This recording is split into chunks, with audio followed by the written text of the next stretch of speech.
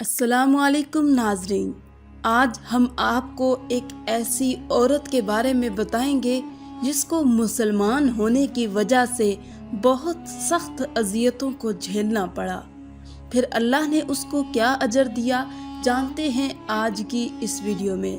ناظرین، اس ویڈیو کو دیکھنے کے بعد آپ کو ضرور اپنے مسلمان ہونے پر فخر محسوس ہوگا، اس لیے ویڈیو کو پورا ضرور دیکھیے گا۔ فرعون کی ایک خادمہ جو مسلمان ہوئی، اس نے اپنا اسلام چھپا کر رکھا ہوا تھا، ایمان چھپایا ہوا تھا۔ ایک دن یہی مسلمان خادمہ فرعون کی بیٹی کو کنگھی کر رہی تھی، فرعون کی بیٹی کے بال سنوار رہی تھی۔ کنگھی کرتے کرتے اس مسلمان خادمہ کے ہاتھ سے کنگھی چھوٹ گئی، کنگھی ہاتھ سے نکل کر نیچے گر گئی۔ جب کنگھی نیچے گری تو اس کے منہ سے اچانک نکلا کہ ہائے، اللہ کا منکر ہلاک ہو گیا، اللہ کا دشمن ہلاک ہو گیا، اللہ کا دشمن ہلاک ہو گیا۔ اس مسلمان خادمہ کے منہ سے یہ جملہ اچانک نکل پڑا۔ جب یہ جملہ نکلا، فرعون کی بیٹی کہنے لگی، اچھا خادمہ، میرے باپ کے علاوہ تیرا رب کوئی اور بھی ہے؟ اس خادمہ نے کہا، ہاں، میرا رب تیرا بھی، تیرے باپ کا بھی۔ میرا رب وہی ہے جس نے تجھے پیدا کیا، میرا رب وہی ہے جس نے فرعون کو پیدا کیا، میرا رب وہی ہے جس نے موسیٰ کو پیدا کیا اور جس نے ہارون کو پیدا کیا۔ اس نے کہا، اچھا تو تم مسلمان بن گئی ہو؟ تو اس نے کہا، الحمدللہ، میں مسلمان بن گئی ہوں، میں تو صرف اللہ کو ماننے والی ہوں۔ یہ سن کر فرعون کی بیٹی غصے سے آگ بگولا ہو کر اٹھی اور دوڑ کر گئی اپنے باپ کے پاس، دوڑ کر گئی فرعون کے پاس اور جا کر کہنے لگی، غضب ہو گیا، ہمارے تو گھر کے نوکر بھی تجھے رب نہیں مانتے، ہمارے تو گھر کے نوکر بھی تجھے رب ماننا گوارا نہیں کرتے۔ فرعون نے کہا کہ کیا ہو گیا؟ فرعون کی بیٹی نے کہا کہ ہماری جو خادمہ ہے ہمارے ٹکڑوں پر پلتی ہے، وہ بھی تجھے رب نہیں مانتی، وہ کہتی ہے میں اس رب کو مانتی ہوں جو موسیٰ کا رب ہے، جو ہارون کا بھی رب ہے۔ اچھا تو وہ مسلمان بن گئی ہے؟ کہا، ہاں، وہ مسلمان بن گئی ہے۔ تو فرعون نے کیا کیا کہ ایک بہت بڑے کڑھا میں تیل ڈالا اور اس کڑھا کے نیچے آگ جلائی۔ جب تیل ابلنے لگا تو فرعون نے اپنی اس خادمہ کو بلایا جو مسلمان ہو گئی تھی۔ اس خادمہ کی 2 بچیاں تھیں، ایک دودھ پیتی بچی تھی اور دوسری بچی بڑی تھی، چلتی پھرتی تھی۔ فرعون نے کہا کہ ہائے، میرے ٹکڑوں پر پلنے والی خادمہ، ملازمہ، نوکرانی، لونڈی، اگر تو موسیٰ کے رب کو مانے تو سن، میں تیری بیٹیوں کو بھی جلا دوں گا اور تجھے بھی جلا دوں گا۔ سن، اگر تو مجھے رب مانے گی، مجھے اپنا خدا مانے گی، تو میں تیرے گھر کو سونے چاندی سے بھر دوں گا، میں تجھے مالا مال کر دوں گا۔ بول، اب تجھے کیا منظور ہے؟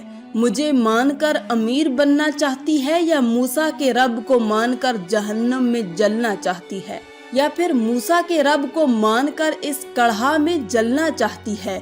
اس نے دھمکی دی کہ میں تیری بیٹیوں کو اس جلتے کڑھا میں ڈال دوں گا۔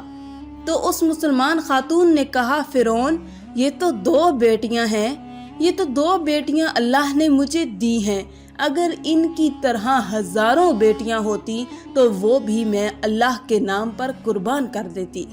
اے فرعون، تجھے جو کرنا ہے کر لے، میں تیرا کلمہ ہرگز نہیں پڑھوں گی، میں تجھے ہرگز نہیں مانوں گی۔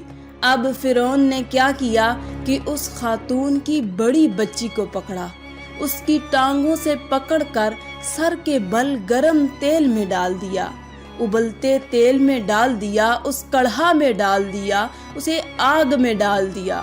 وہ بیچاری چیخ بھی نہ سکی اور ماں کے سامنے جل کر کباب بن گئی۔ مجھے بتاؤ، جس ماں کے سامنے اس کی بیٹی کو یوں جلایا جائے، یوں اذیت دی جائے، تکلیف دی جائے، تو اس ماں کے دل پر کیا گزری ہوگی؟ ماں تو اپنے بچے کا رونا برداشت نہیں کر سکتی، اس ماں کے دل پر کیا گزری ہوگی جو اپنی آنکھوں سے دیکھ رہی ہے کہ میری بیٹی ابلتے تیل میں جل رہی ہے۔ وہ بیچاری چیخ بھی نہ سکی، کڑھا کے اندر جاتے ہی جل کر کباب کی طرح بن گئی۔ اب سنو، جب اللہ نے اس ماں کے دل کے اندر غم کو اور دکھ کو دیکھا تو اللہ نے کیا کیا کہ اس ماں کی آنکھوں سے پردہ ہٹا دیا۔ جب اس ماں کی آنکھوں سے پردے ہٹے تو اس ماں نے اپنی بچی کی روح کو نکلتے دیکھا۔ روح نکلتے ہوئے جا رہی ہے، ماں اپنی آنکھوں سے دیکھ رہی ہے۔ اب وہ بچی ماں کو کہہ رہی ہے، ماں تو صبر کر، صبر کا دامن ہرگز نہ چھوڑنا۔ ماں صبر کر، تیرے لیے بہت بڑا اجر اللہ نے تیار کر رکھا ہے، تھوڑا سا اور صبر کر لے، بس ہم اکٹھے ہونے والے ہیں۔ اب فرعون نے اس خاتون کی چھوٹی بچی کو پکڑا جو دودھ پیتی بچی تھی۔ اب اس معصوم بچی کو تو پتہ ہی نہیں ہے کہ میرے ساتھ کیا ہونے والا ہے۔ اب فرعون نے اسے بھی، اس معصوم بچی کو بھی ٹانگوں سے پکڑ کر ابلتے تیل میں ڈال دیا، کڑکتے کڑھا میں ڈال دیا۔ وہ معصوم پھول، نرم و نازک گوشت ایک پل میں جل کر کوئلہ بن گئی، جل کر کباب بن گئی۔ دوسری مرتبہ پھر سے ماں کی آنکھوں سے پردہ ہٹایا، ماں نے پھر دوسری بچی کی روح کو نکلتے دیکھا۔ روح نکل کر جا رہی تھی اور ساتھ میں کہہ رہی تھی، ماں صبر کرو، صبر کرو، آگے تیرے لیے بہت بڑا اجر تیار ہے۔ ماں صبر کا دامن ہرگز نہ چھوڑنا، تھوڑا سا اور صبر کر لو، ابھی ہم اکٹھے ہونے والے ہیں۔ اب جب فرعون نے ماں کو پکڑا، اس مسلمان خاتون کو پکڑا، تو اس نے فرعون سے کہا کہ میری ایک خواہش ہے، جاتے جاتے وہ پوری کر دو۔ فرعون نے کہا، کون سی خواہش ہے؟ اس نے کہا، جب مجھے بھی جلا دو تو ہم ماں بیٹی کی ہڈیوں کو اکٹھا کر کے ایک ہی جگہ پر دفن کر دینا۔ ماں بیٹی کی ہڈیوں کو اکٹھا کر دینا، ایک ہی جگہ پر ان کو دفن کر دینا، بس یہی میری خواہش ہے۔ خدا را میری یہ خواہش پوری کر دینا میرے جانے کے بعد۔ فرعون نے کہا کہ یہ تیری خواہش ہم ضرور پوری کریں گے۔ فرعون نے اس کی ماں کو بھی جلا دیا، اس ماں کو بھی راکھ کر دیا۔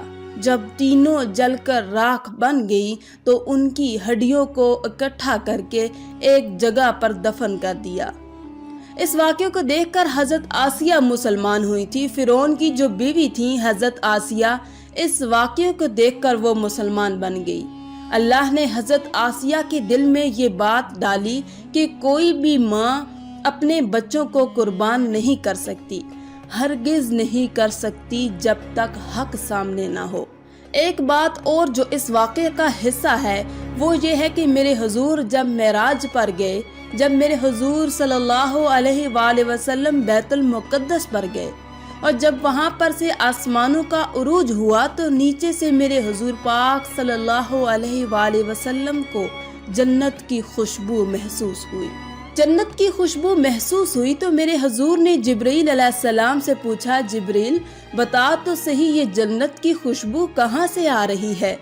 تو جبرائیل علیہ السلام عرض گزار ہوئے کہ حضور، فرعون کی باندی، فرعون کی وہ مسلمان خادمہ جس کو ابلتے تیل میں ڈالا گیا تھا، جس کی دونوں معصوم بچیوں کو ابلتے تیل میں ڈالا گیا تھا، فرعون کی وہ خادمہ اپنی بیٹیوں سمیت جس مٹی میں دفن ہیں، یہ خوشبو اس مٹی میں سے آ رہی ہے۔ یہ جس مٹی میں دفن ہیں حضور، یہ خوشبو اس مٹی سے آ رہی ہے۔ اور اس وقت ان کی وفات کو 2000 سال سے بھی زیادہ عرصہ گزر چکا تھا، کیونکہ حضرت سیدنا موسیٰ علیہ السلام اور ہمارے پیارے نبی حضرت محمد صلی اللہ علیہ وآلہ وسلم کے درمیان تقریباً 2000 سال کا فاصلہ ہے۔ اور جب اب حضرت آسیہ مسلمان ہو گئی تو فرعون بڑا ہی پریشان ہو گیا کہ یہ تو میرے گھر میں ہی اسلام داخل ہو گیا، یہ تو میری حویلی میں ہی اسلام داخل ہو گیا ہے۔ پہلے تو فرعون نے کوشش کی، سمجھایا، لیکن جب آسیہ نہ سمجھی، جب وہ نہ مانی تو فرعون نے اپنی بیوی آسیہ کو قید میں ڈال دیا۔ جب قید میں ڈالا پھر بھی وہ نہ مانی تو پھر انہیں بھرے دربار میں کوڑے مارے۔ وہ پھر بھی نہ مانی، اس لیے کہ ایمان پر جتنی مشقت آتی ہے وہ اتنا ہی بڑھ جاتا ہے، وہ اتنا ہی مضبوط ہو جاتا ہے۔ جب پھر وہ نہ مانی تو فرعون نے حکم دیا کہ آسیہ کو سولی پر لٹکا دیا جائے، سولی پر چڑھا دیا جائے، اسے سولی پر لٹکا دو کہ یہ تڑپ تڑپ کر مر جائے گی۔ ہائے جس خاتون نے کبھی تنکے کو بھی نہیں اٹھایا تھا، آج اس کے ہاتھوں میں کیل اور اس کے پاؤں میں کیل ٹھونک دیے تھے۔ جب آسیہ سولی پر لٹک گئی تو اس وقت آسیہ نے دعا کی کہ اے باری تعالیٰ، مجھے اپنے پاس جنت میں گھر عطا کر دے، میرے مالک مجھے جنت میں گھر عطا کر دے اور مجھے فرعون کے عذاب سے نجات دے میرے مالک۔ جو ہی آسیہ نے یہ دعا مانگی تو اللہ تعالیٰ کی رحمت کی غیرت کو جوش آیا، میرے مالک کی رحمت جوش میں آ گئی۔ میرے مالک نے فرمایا فرشتوں جنت کے سارے دروازے کھول دو، جنت کے سارے دروازے کھول دو اور آسیہ کو دنیا میں ہی جنت میں اس کا گھر دکھا دو۔ اب فرشتوں نے عرش تک سارے دروازے کھول دیے۔ حضرت آسیہ نے دنیا میں ہی سولی پر لٹکے ہوئے اپنے جنتی گھر کو دیکھا۔ جنت کو تو دیکھ کر آدمی ویسے ہی زندہ نہیں رہ سکتا۔ جب آسیہ نے جنت میں اپنا گھر دیکھا تو زور سے آسیہ کی ہنسی نکلی۔ حضرت آسیہ زور سے مسکرائیں اور مسکراتے ہی آسیہ کی جان نکل گئی، روح پرواز ہو گئی۔ جنت کے شوق نے آسیہ کو پاگل کر دیا۔ اب وہ واقعہ ادھر ختم ہوا۔ اب جب حضرت خدیجہ رضی اللہ تعالیٰ عنہا کا انتقال ہوا، انتقال ہونے سے قبل میرے حضور صلی اللہ علیہ وآلہ وسلم نے حضرت خدیجہ الکبریٰ کو فرمایا کہ جب تو جنت میں جائے تو اپنی سوکن کو میرا سلام کہنا، جب تو جنت میں جائے گی نا تو اپنی سوکن کو میرا سلام کہنا۔ حضرت خدیجہ کہنے لگی کہ میری سوکن کون ہے؟ حضور میں تو آپ کی پہلی بیوی ہوں، میری سوکن کون ہے؟ تو حضور نے فرمایا خدیجہ، فرعون کی بیوی آسیہ کو اللہ نے جنت میں میری بیوی بنا دیا ہے۔ فرعون کی بیوی آسیہ کو اللہ نے اتنا مقام دیا، اتنی شان عطا کی، اتنا وقار دیا، اتنی عزت دی کہ اللہ تعالیٰ نے اسے جنت میں میری بیوی قرار دے دیا۔ سبحان اللہ۔ ناظرین، اسی لیے کہتے ہیں کہ اللہ کی رسی کو مضبوطی سے تھامے رکھو، وہ تمہیں گرنے نہیں دے گا۔ آخر میں اللہ رب العزت سے دعا ہے کہ اللہ تعالیٰ ہمیں نیک اعمال کرنے اور برائی سے بچنے کی توفیق عطا فرمائے۔ آمین یا رب العالمین۔